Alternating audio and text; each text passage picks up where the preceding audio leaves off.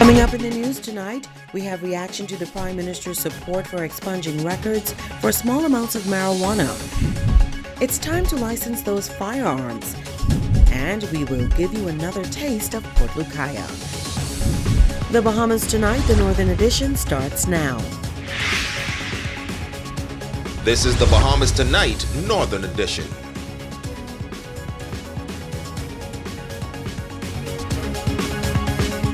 This is the Bahamas Tonight, the Northern Edition. Good evening. I'm Sabrina Brown. Thank you for joining us.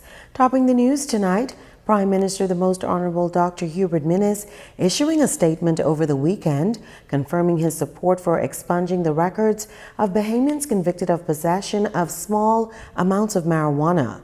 Tonight we have reaction to this decision by the nation's leader. Jamila Missick reports. Prime Minister the Most Honorable Dr. Hubert Minnis says Bahamians convicted for possession of small amounts of marijuana deserve to move on with their lives free and clear of criminal conviction. Grants Bahama resident Troy Jatroy Thompson says he believes the move by the nation's leader is a positive one. I give thanks for the positive development that'll definitely impact the lives of a lot of young people and a lot of older people as well, but for the cannabis users. But I also look forward to the day when that oppression is taken off the Rastafarian community in regards to our use of cannabis as our sacrament. These residents agree that small amounts of cannabis should be decriminalized. A lot of people has had that a part of their culture, meaning that it's been grown with them and whatnot. And if they're not growing with the intent to supply and all of that good stuff, I don't see their personal use of it hindering other people's activities. So in terms of literally causing a gap that they wouldn't be able to get a job or something like that, that is just too heavy a penalty. I actually think you should decriminalise all drugs, regulate them, and then you could help people who want to get off drugs, and we'd have far less criminality over it. If you want to criminalize somebody, it should be things pretending to what God considered to be wrong, man. Not these mediocre stuff would someone just make up. Because how is it possible? I can smoke something, I'm doing damage, if anything, to myself, got anything to do with you. So in other words, even though I'm not doing damage to myself if I smoke it, why are you trying to tax me? Tax somebody else who's doing wrong, man, and who's sinning basically against God. To smoke weed is not to sin against God. Now this resident says he believes cannabis should be used for medicinal purposes only. Shouldn't be allowed out in the public just like that, because you have a lot of decent people who don't really deal with it, and then to be in the public and you passing and you smoking it, it can cause you to feel like you getting high too. So marijuana should be abolished as far as publicly, only used for medical purposes. That's what just like how they have upstate, but they use it for medical purposes to deal with patients and stuff. So I think it should be that same way. We shouldn't be allowed, if I'm not allowed to drink in certain places, I shouldn't drink food with drugs neither in certain places, a lot of places. Other than the hospital, no, I'm against that. The Prime Minister noting that he expressed his support for decriminalizing the possession of small amounts of marijuana and making the substance legal for medicinal and scientific purposes 1 week ago, and lamented that laws regarding small amounts of marijuana possession have unfortunately led to the arrest, prosecution, conviction, and punishment of many Bahamians who have been burdened with criminal records, making travel and finding work more difficult. Grants Bahama resident Brother Hep agrees with the PM, noting that he had a personal experience years ago. Back in the day when I was much younger, I had that problem for 7 years. They catch me with a few ounces of weed. They had that on my record like I killed somebody. And I'm registered in the system like murderers and thieves and the rest of these people when it's nothing to do with nothing but what I was personally dealing with. I harm nobody, I do nobody no wrong. Yet again, they want to criminalize me like I sin against God himself. Man, it's like That stuff doesn't add up. Prime Minister Minnis says he eagerly awaits the release of the Bahamas National Commission on Marijuana's report that he says his government will use to help reform marijuana laws. Jamila Mizik, ZNS Network News. Well, it's that time of year again for persons who own legal firearms to renew their licenses. Tonight, the officer in charge of the firearms licensing unit is encouraging all owners to complete the process before December 31st in order to avoid strict penalties. Megan Shepard reports. Firearm owners on Grand Bahama are being urged to renew their licenses at the Central Detective Unit as soon as possible. Officer in charge of the Firearms Licensing Unit, Detective Sergeant Randy Lewis, says that the process for the 2020 year has already begun. I encourage all persons with licensed firearm to come in and renew your firearm license for the year 2020. The fees are still the same. Shotgun still $150. Rifles, $300.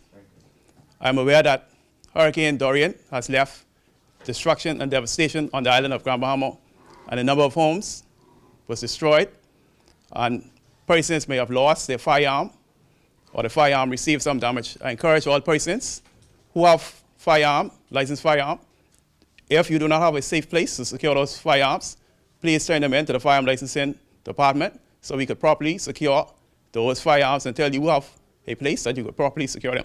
Detective Sergeant Lewis says that provisions are being made to accommodate owners whose firearms may have been affected during the recent storm. I would like to commend those persons who would have already brought in their weapons to the firearm license office that homes were damaged. Also, if you are a license of a firearm holder and your weapon was lost, kindly report the matter to the police department so that we could have on record that your weapon was lost during Hurricane Dorian. He adds that failure to license your firearm will come with consequences, including confiscation of the weapon. If your weapon is inoperable, just turn it in and you could apply for another firearm if you wish to do so. Also, late fee begin the 15th of January 2020. So persons who do not renew their licensed firearm before the 15th of January 2020, there will be a late fee of $50 per weapon. I encourage you to renew your firearm license. It is an offense to be in possession of an unlicensed firearm. So please have your firearm license renewed before the 15th of January 2020. Megan Shepard, ZNS Network News. It's been nearly 2 months since a new amendment to the Road Traffic Act took effect, allowing motorists to make a left turn on a red light if the way is clear. However, it appears that many drivers are not taking advantage of this change. Shashina Roll-Farquharson took to the streets today to find out why. Many residents on Grand Bahama voicing their frustration with motorists who are not turning left on the red signal like the new amendment allows. Well, today we hit the streets and we got their take on the situation. The Road Traffic Amendment Regulation 2019 now allows motorists to take a left turn on a red light. However, a driver turning left on a red signal must give way to pedestrians, and vehicles approaching from the lane of traffic having the right of way under a green signal to enter the road the driver is entering. These drivers say they are doing just that. It doesn't mean that you just make a left, provided that the way is clear. I have been encouraging people to do that, but they seem to be reluctant. I think it's going to catch on eventually. But don't forget, years ago there was a left turn in Freeport on the red light, on the corner of Queens Highway and Yellow Pine Street. Really? Yes, of course. Those of us who were here from that time, especially those of us who were involved with road traffic, would have known that. I actually did just now. It was a little nerve-wracking because it's not something that I'm used to, but since they keep talking about it, this is probably the second time I've done it. Yes, I do. I appreciate that law, and I hope they would have people enforce it more. Some of the turning lights, they need to make the lane just for that, and another lane just to go straight. I could suggest that for Pioneers and Coral Road. What I think we need to do is put a little bit more information out there to bring awareness to it, just to let a little bit more people know that take advantage of it. It is there. I see people sit on the light and I hear the horns go and I only smile, but you know, it is what it is. But I think it's long overdue and I'm taking advantage of it every chance I get. However, there are those who admit that they are still reluctant to make that turn. Saw some people making left, and I'm still a little skeptical. I'm a little comprehensive. I haven't tried it as yet, but I will. Why haven't you tried it as yet? Acculturation, trying to get over the introduction process, being concerned about the other road users who may be unaware. So I'm being a little cautious. These residents share what they believe the fair may be. Because they are not sure that the general public is cognizant of that. Not sure that other people are aware, and just it's not comfortable yet. So, but I think the more people see other people do it, they'll follow suit. You know, it takes a little time for them to, remember that that's what they could do now. Although it may be frustrating for those who are now making that left turn, these drivers say all road users must remain patient. I think we should all be patient on the street,